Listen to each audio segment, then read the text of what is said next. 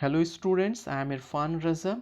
Today we are going to discuss the first poem of class 10th English literature book First Flight, and the name of the poem is Dust of Snow, written by Robert Frost. Introduction of the poet. Robert Frost is known as a poet of nature. He is one of the foremost American poets of 20th century. He is also known as the voice of America. His poem Dust of Snow glorifies nature, that how nature can change our mood for the better. So let us begin the poem. The poem Dust of Snow is a very short poem of only two stanzas of 4 lines each. The first stanza contains these lines: "The way a crow shook down on me the dust of snow from a hemlock tree." In these lines, the poet is describing a scene where there is a hemlock tree with a crow on its branch.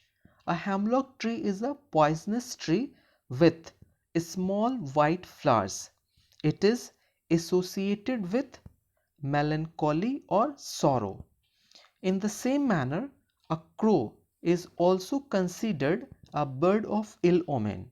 Its voice is also harsh and unpleasant. It is rarely associated with good things. So, the crow and hemlock tree both represent sorrow, sadness, and gloom. In these lines, the poet is also in a bad and unpleasant mood, walking by hemlock tree. As he passes by the tree, the crow met to fall some dust of snow or particles of snow on the body of the poet. Here, the author didn't mention the crow's specific action, whether the crow was landing on the tree or shivering with cold or flapping its wings, and because of that some particles of snow fell on the poet. Now move to the next stanza. Has given my heart a chance of a change of mood and saved some part of a day I had rued. In these lines, the poet is talking about a change of mood. By falling of snow on the poet's body, his mood is changed instantly. It means the poet was in a depressed mood in the earlier part of the day, but after the falling of dust particles of snow, his mood has changed for the better, and the rest of the day is saved for him. The implication of this situation is this, that something good comes out of the dark and evil. We should not give in to hopelessness.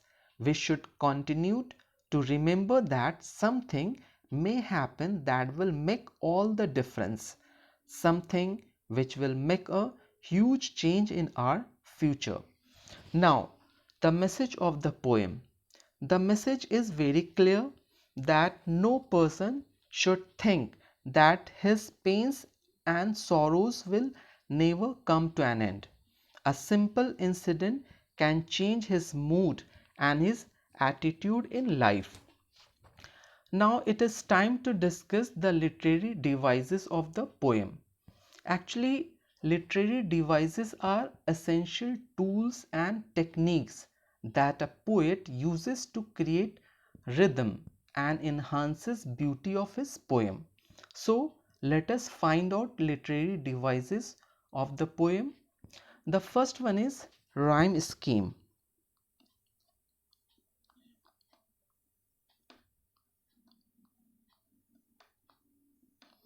Now, what is rhyme scheme?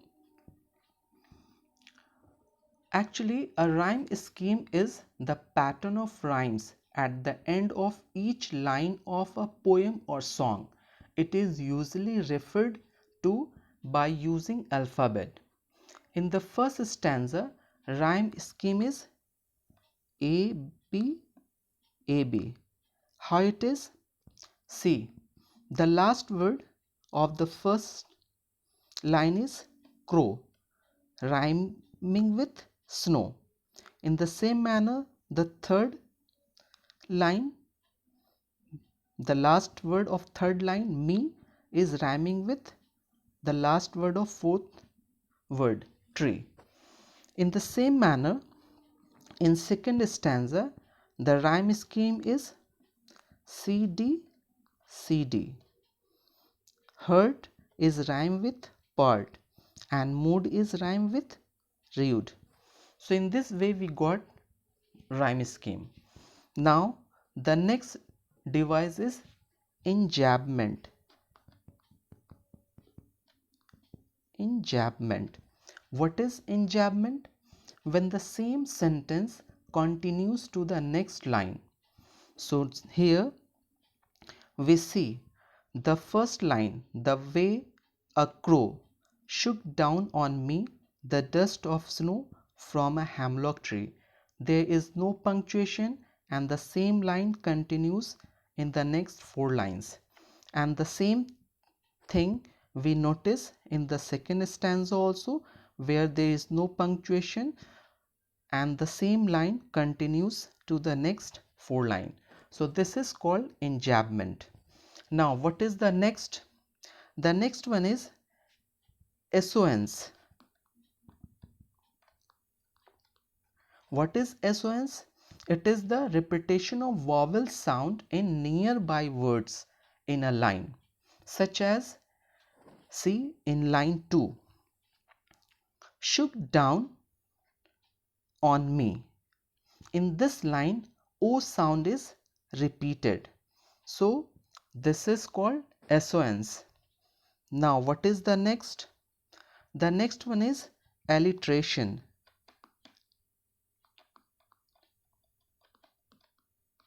And what is alliteration? It is the repetition of consonant sounds in nearby words in a line. See in stanza 2, line 5 has H sound. Here, has given my heart. So actually it is ha sound, and in the 7th line also we find and saved some part. Here sa sound is repeated. So this is called alliteration. Now the last one is consonants.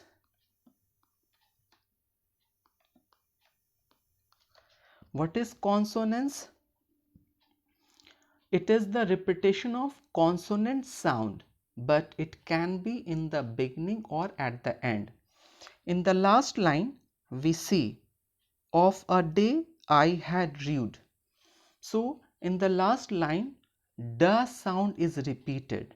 So this is consonants.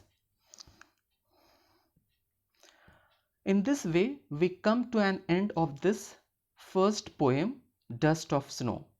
Thank you for watching my video. We will discuss the next poem in our next video.